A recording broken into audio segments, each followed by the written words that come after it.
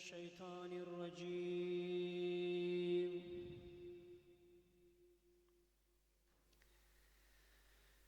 بسم الله الرحمن الرحيم.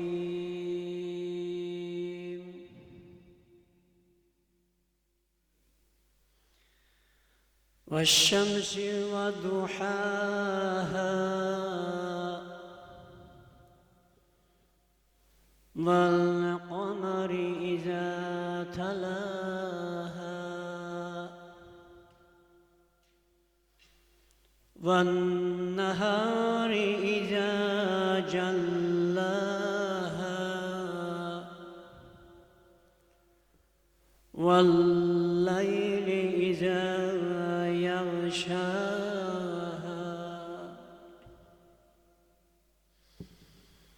والسماء وما بناها والأرض وما طحاها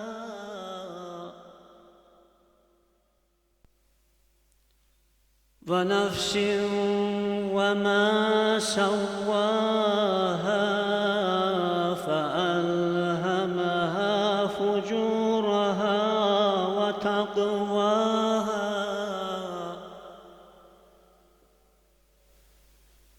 قد أفلح من زكاها وقد خاب من دساها كذبت ثمود بطغواها إذ انبعث أشقاها فقال لهم رسول الله ناقة الله وسقياها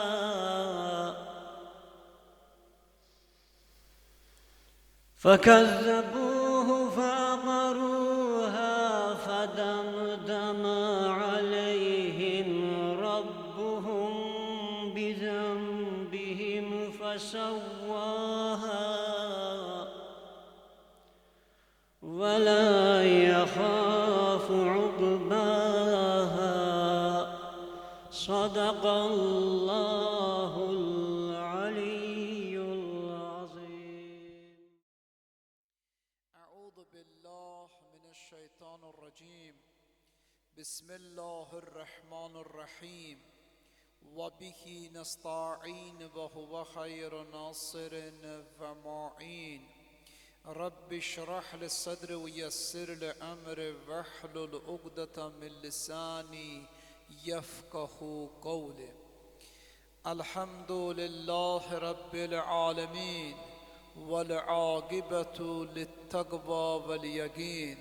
حسبنا الله نعم الوكيل ونعم المولى ونعم النصير. لا حول ولا قوة إلا بالله العلي العظيم. نحمده ونستعينه ونستغفره ونستهديه ونؤمن به ونتوكل عليه. ثم الصلاة والسلام على سيدنا وحبيب قلوبنا وطبيب نفوسنا وشفيع ذنوبنا أشرف الأنبياء والمرسلين سيدنا ومولانا أبو القاسم المصطفى محمد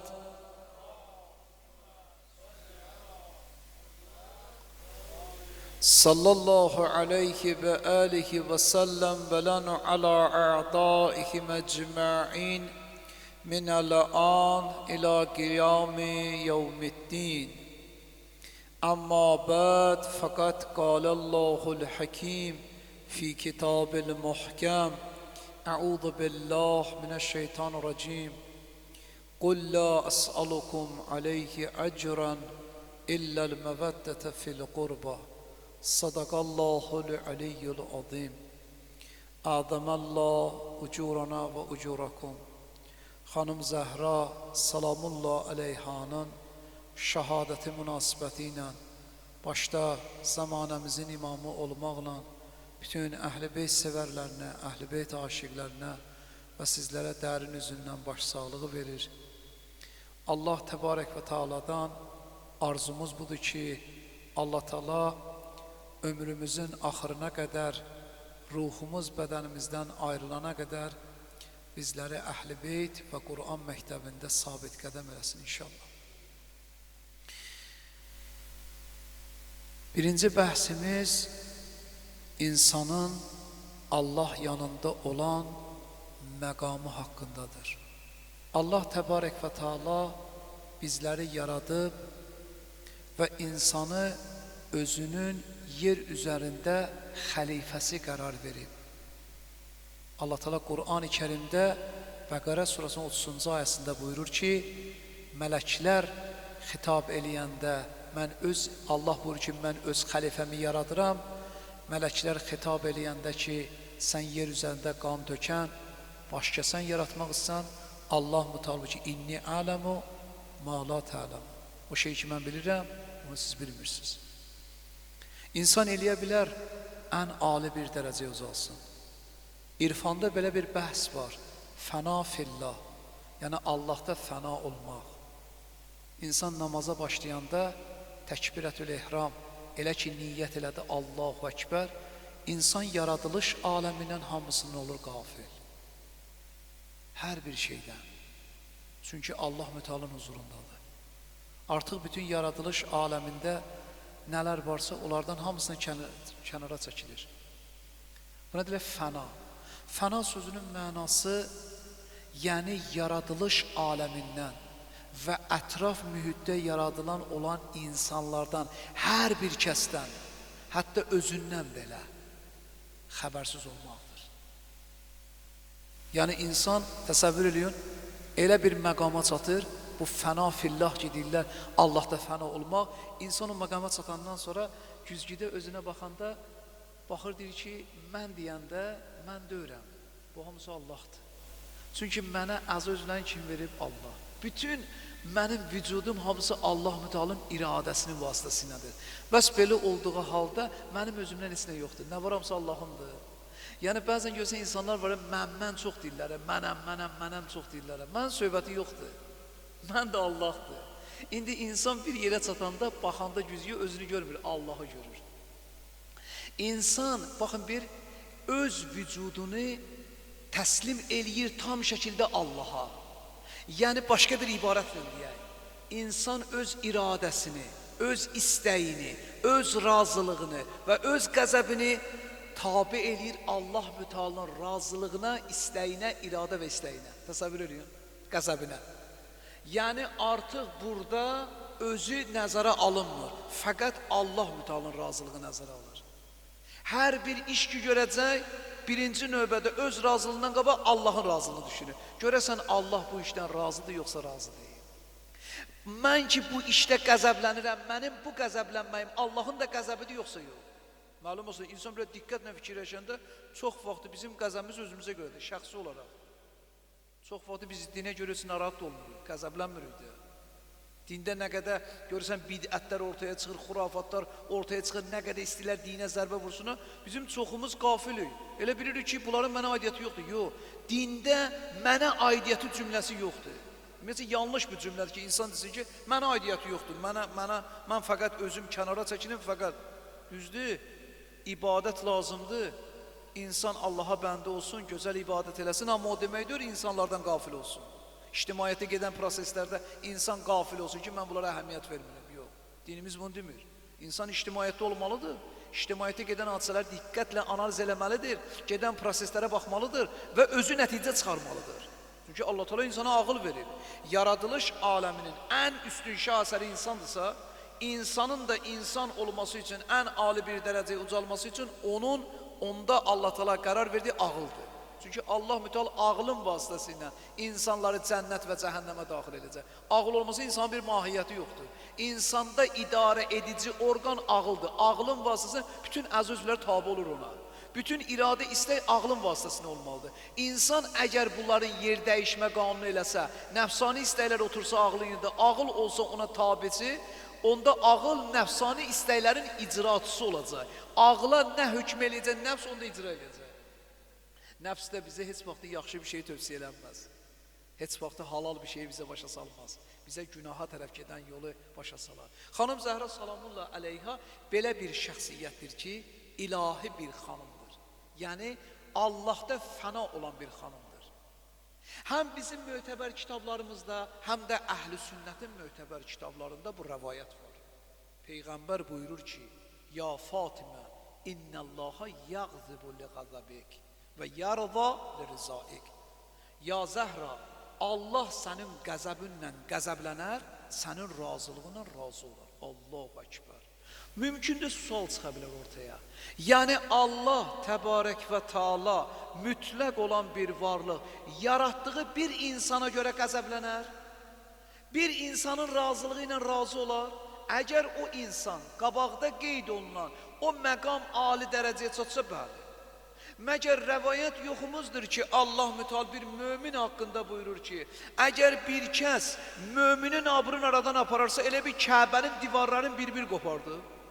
Məyər rəvayət yoxumuzdur ki, Allah mütəal buyurur ki, möminin əzəməti Kəbə evindən üstündür. Məgər hədis yoxumuzdur ki, Allah mütəal buyurur ki, əgər bir kəs mömini rüsvay eləsə, mən o vaxta qədər onu öldürmərəm, onun abrını aradan apararam, rüsvay eləyərəm, sonra onu öldürərəm. Bu hədis yoxumuzdur, varımızdır, bəli. Bəs belə olduğu halda bir mömin haqqında Allah mütəal bu fikri səsləndirirsə, xanım Zəhra salamullah əleyha 11 imam anası və bütün bəşəriyyətin bir dənə hüccətdir. Bəs belə olduğu halda Allah mütəal xanımın qəzəbi ilə qəzəblənməz və yaxud da razılığı ilə razı olmaz. İkinci, məgər xanım Zəhra salamullah əleyhanın qəzəbi Allahın qəzəbi deyil. Məgər xanım Zəhra özünə görə qəzəblənir, özünə görə narahat olub. Ya bir kəs ki onun xətrinə dəyib ona görə narahat olub. Yox, xanım Zəhra salamullah əleyhanın qəzəbi də Allah mütəalın qəzəbidir. Razılığı da onun razılığıdır. Bəs belə olduğu halda Allah mütəal həm onun qəzəbi ilə qəzəblənər, həm də onun razılığı ilə razılıq əldə edir. Təsəvvür edin. Bu böyük bir dənə bir ali bir məqamdır. Yəni insanın o məqama çatmaq üçün gərək özünü fəna eləyə Allaha. Qur'an-ı Kərimdə Allah mütəal buyurur ki, kullu men aleyye fanin. Dünyada nə varsa hamısı fəna olacaq. Yəni niyə fəna olacaq? Çünki insan iki hissədən təşkil olur. Bir cisimdir, bir də ruhdur. Cisim üçün fəna olmaq var, amma ruh üçün fəna olmaq yoxdur. Niyə? Ruh əbədidir. Ruh əbədidirsə, bu dünya üçün fəna ola bilməz. Bu dünya üçün fənalıq fəqət aid onun cisminə. O vaxta qədər ruh təcəlli eləyib insanın cismində, o vaxta qədər insanın cismində varsa, o insan yaşayır, iş görür, hər bir addım atır. Amma elə ki, ruh onun bədənindən ayrılandan sonra cisim getdi, bu maddi torpağa yapışdı və aradan gedəcək. Bu fəna olmaq fəqət onun maddi cismini ilə bağlıdır, onun ruhu ilə yox. Çünki insan əbədidir. Allah mütəal insanı yaratmayıb, insan müvəqqəti bu aləmdə yaşasın. Bu müvəqqəti aləm bunun maddi cismi ilə bağlıdır. Amma Allah mütəal insanı əbədiyyətə çevirir. Deyir ki, bir insan dünyasını dəyişəni deyir, əbədiyyətə qovuşdu. Yəni necə? Çünki insan müvəqqəti bir varlıq deyil ki, gəldi aradan getdi. Bəlkə əbədiyyətə qovuşdu. İndi onun obursu aləm üçün, yəni digər bir aləm ki var, orada ta qiyamət gününə qədər etdiyi əməl və rəftarlarına görə sorğusal olunmalıdır. Yəni istəyir, əgər yaxşı bir adam olsa bərzəxin cənnətində, əgər günahkar insan olsa bərzəxin cəhənnəmində cəzalanacaq. Ta o vaxta qədər qiyamət bərpa olunsun.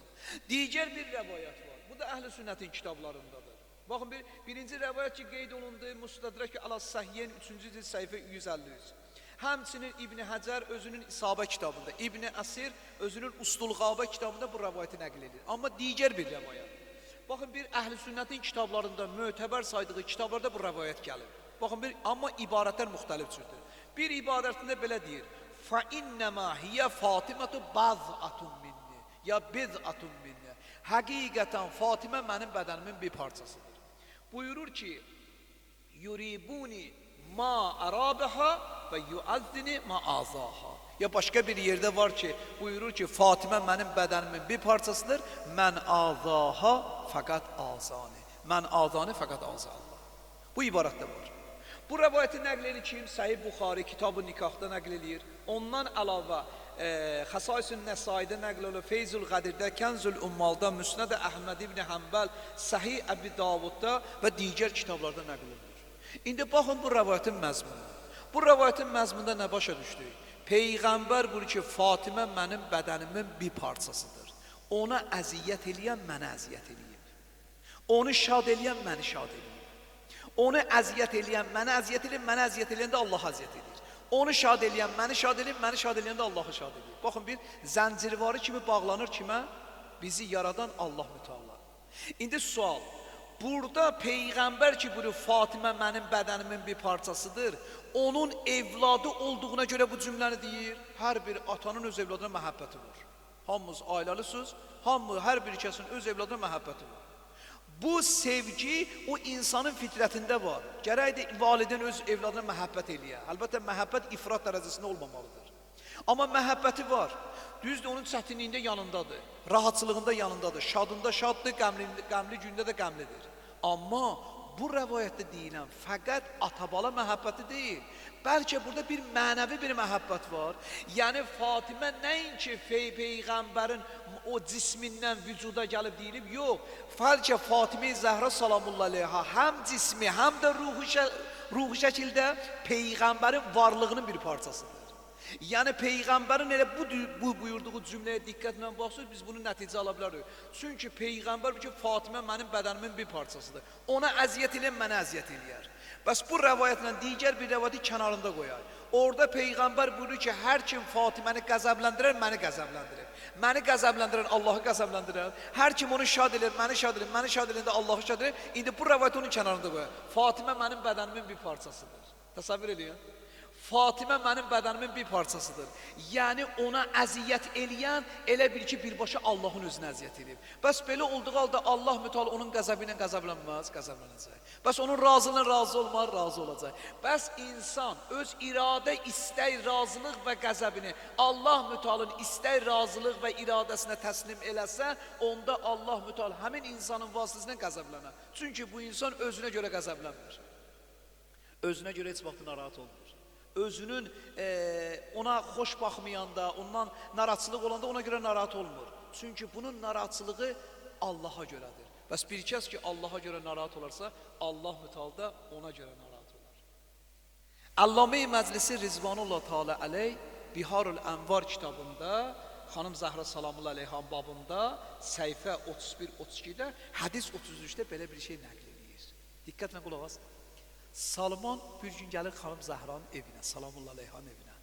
Görür İmam Hüseyin əleyhissalam bir beşikdədir, ağlayır. Xanım Zəhra əlində o əl dəyirmanı ki var, arpa üyüdür. Peyğəmbər qızı arpanı üyüdür. O qədər o ağac ki var, o əmin əl daşı ki var, əl dəyirmanı ki onu fırladıb, o ağac xanım Zəhranın əlini yara eləyib. Təsəvvür elə o taxta ilə ki, o qədər sıxıb, onun əli qanlayıb, qan yapışıb taxtaya. Salman bu səhnəni müşahidə edib çox narahat oldu. Dedi, ey Peyğəmbərin qızı. Dedi, ey Peyğəmbərin qızı. Axı, sizin ki əliz yara olub, fizzə ki qalıb burada, kəniz qalıb burada, niyə ona tapşırmız ki bu işi görsün? Dedi, Salman, atam Peyğəmbər bizim ev işlərimizdə kənizlə mənim orada işimi bölüşdürüb. Dünən fizzənin növbəsidir, bu günləri mənim növbəmdir. Allahu Ekber. Dedim, Salman dedi ki, ya Zəhra, mən sizin qulamınızam, mən sizin bu evinizin qulamıyam mən. İcazə verin, mən bu arpanı, mən üyüdəm, siz İmam Hüseyin Əsəlama baxın, İmam Hüseyin Əsəlama beşikdə ağlayır. Ya əksinə, mən İmam Hüseyin Əsəlama baxam, siz bunu arpanı üyüdün, dedi ki, elə İmam Hüseyin Əsəlama mən aram eləyərəm, sən bunu arpanı üyüd. Mən arpanı üyüddüm, azanın səsi gəldi. Gəldim məscidə, Peyğəmbərin məscidinə, zöhr əsr namazımızı qıldıq. Yaxınlaşdım Əmir əl-Müminin Əli ibn Əbu Talibə. Ya Əli, Fatimə Zəhranın halından səni xəbər edeyim. Əmir əl-Müminin ağladı. Namazdan çıxdı, gəldi evə. Mən də deyir, oturmuşam Peyğəmbər yanında. Gördüm, Əli qaydanda üzü gülər qaydır. Belə şad şəkildə. Peyğəmbər baxdı, dedi, Əli, niyə şadsan? Dedi, ya Rəsulallah, mən evə girdim. Gördüm Fatimə-i Zəhra salamullah aleyha İmam Hüseyin əleyhissalam qucağında yatıb, əl dəyirmanı özü hərəkət edir. Əl dəyirmanı özü hərəkət edir. Peyğəmbər baxdı, təbəssüm elədi. Dedi, ya Əli, qiyamət gününə qədər nə qədər mələklər var, bizim ailəmizin xidmətçiləridir. Peyğəmbərin özünün kəlamıdır. Əl-mələikətü xuddamına və xuddamı şiyyətuna. Mələklər bizim xadimimizdir, bizim şiyyələrimizin də xadimləridir. Bir gün Həzrət Əmir əl-Müminin sübh vaxtı xanım Zəhra salamullah əleyhə buyurdu, Zəhracan, evdə yeməyə bir şey var, bir səhər yeməyi var ki, mən yemək yiyəm. Dedi, amma oğlu heç nə yoxdur evdə yeməyə. Əmir əl-Müminin evdən çıxır, getdi bir dinar borc aldı. Borc aldı ki, gəlsin, ailəsi üçün bir şey bazarlıq eləsin. Gəldi, yolda Miqdadla rastlaşdı. Gördü, Miqdadın halı bundan da pərişandır. Evdə heç nə yoxdur. Balaları acından ölür. Borc aldığı pulu verdi Miqdada. Miqdad dedi, ya Əli, indi sən bu pulu borc almısan, ailənsin. Dedi, sən məndən də qabaqdasan. Biz hələ o halda deyirik, sənin halını yaşamırıq. Baxın alam, Əhl-i Beytin kəramətinə baxın. Borc aldığı pulu verir Miqdada. Gəlir məscidə, evə getmir. Gəlir məscidə, ac, zöhr əsr namazını qılır, gəlir günorta namazını qılır. Peyğəmbər dedi, ya Əli, gedək sizə bəlkə bir yemək yeyək. Mən də acmışam. Əlini götürür evə gəlir, evdə də heç nə yoxdur ki yeməyə. Peyğəmbər Əli ilə daxil olur evə. Görür, xanım Zəhra mehrabda namaz qılır. Xanım Zəhranın arxasında bir yemək var. O yeməyin ətri o qədər gözəldir. Gözləyirlər ki, xanım Zəhra namazını bitirsin. Namazını bitirəndən sonra dedi, Zəhracan, acmışı yemək gətir. O yeməyi gətirib qoyur Peyğəmbərin qabağına, Əmir əl-Müminin qabağına. Peyğəmbər bu yeməyi yeyəndə dedi, Zəhracan, nə indiyənə qədər belə gözəl yemək yemişəm, nə də gözəl belə yeməyin iyin hiss eləmişəm. Bu beyiş bir dənə neymətidir, göndərilmişdi. Sonra Peyğəmbər baxdı Əliyə, dedi, Əli, bilirsən bu yemək nəyin əvəzidir? Dedi, həmin verdiyin dinarın əvəzidir. Sən dinarı verdin ki, başqasının çətin bir vəziyyət ona köməkli eləyəsən, əvəzində Allah mütəala səni ac qoymaz.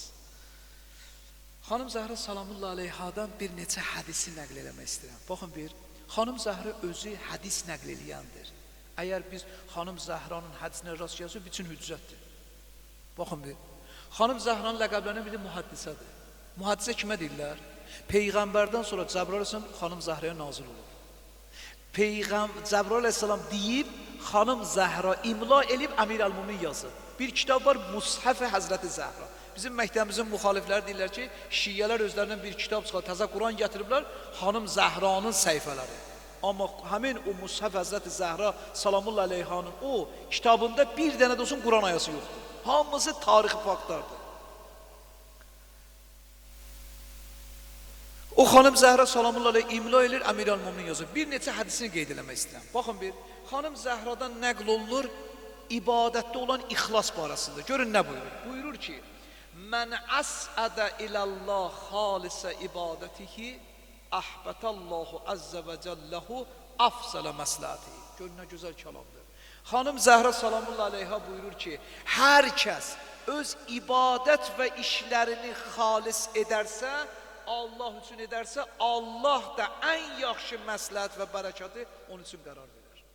Təsəvvür elə, bütün işlərin Allaha xatir edir. Yəni, xalis niyyətlə, Allahın razılığını əldə eləməkdən ötəri. Öz razılığını düşünmür, Allahın razılığını düşün. Bu bir. İkincisi, əsli şiyyə necə olmalıdır? Xanım Zəhra salamullah əleyhdən rəvayət var. Xanım Zəhra buyurur, İn kunta ta'mal bima əmərnəkə və təntahi əmmə zəcirnəkə ənhu fəəntə min şiyyətinə vəl-əvlə. Buyurur ki, əgər sizlərdən bir nəfər bizim əmirlərimizə tabi olsa və bizim qadağan etdiklərimizdən çəkinsə, o əsli şiyyədir, bizim şiyyələrimizdir. Yəni, Allahın əmrinə tabi olmaq, onun qadağan etdiklərindən çəkinmək. Digər bir rəvayət var, xanım Zəhradan buyurur, özə görün nə cür buyurur. Buyurur ki, Hubbibə iləyyə min dünyakum fələsə. Mən sizin dünyanızda, baxın, demir dünyamda ya, dedir sizin dünyanızda 3 şeyə mən məhəbbət elədim. Görək nədir? Buyurur, tilavətü kitabillah. Mən Allahın kitabını tilavət eləməyi sevirəm. Gərək insan Qur'anla ünsiyyət bağlayar. vaxt ayıra Quranı oxumaq üçün. Yəni bir fürsət tapa Allahın kəlamını oxuya. Çünki bir dənə vacibi və əmrdir, biz oxumalıyıq bunu. Yəni Allahın kitabı ilə ünsiyyət bağlaya, bunu oxuya və oxuduğunun da üzərində düşünə. İkincisi görün nə deyir?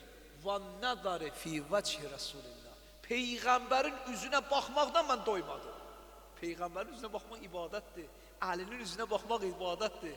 Əhl-i beytin üzünə baxmaq ibadətdir. Deyir, mən onun üzünə baxmaqdan doymadım. Üçüncüsü, وَالْاِنْفَاقِ فِي سَبِلِ اللّٰهِ Allah yolunda infaq eləməyi də çox sevirəm. Təsəvvür elə öz gəlinliyi paltarını kimə verir? Bir dənə dilənçiyə. Peyğəmbər buyurdu ki, ben niyə bu paltarı ver? Əgər demirik məyər Allaha xatır ən yaxşısını verəsən, ən yaxşısını da yerə vermək lazımdır da. Nəinki insan bir şeyi sevməyə, onda qəlbində ona qarşı ikrah hissi olan onu verə. Onun qiyməti yoxdur, onun dəyəri yoxdur. İnsan sevdiyini versə daha çox önəmlidir.